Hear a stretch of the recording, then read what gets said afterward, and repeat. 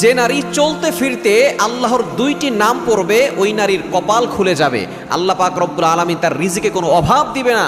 ওই নারীর সকল অশান্তি দূর করে দিয়ে, সকল অভাব দূর করে দিয়ে আল্লাহ পাক রব্বুল আলামিন তাকে সম্পদ দান করবেন এবং শান্তি ও সুখের জিন্দেগি আল্লাহ পাক রব্বুল আলামিন দান করবেন।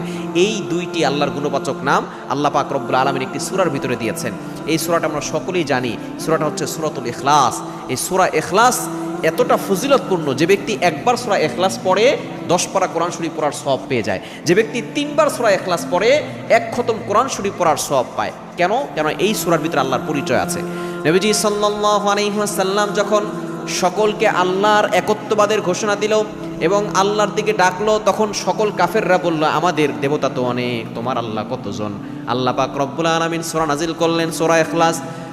কুল হুয়াল্লাহু আহাদ আল্লাহুস সামাদ লাম ইয়ালিদ ওয়া লাম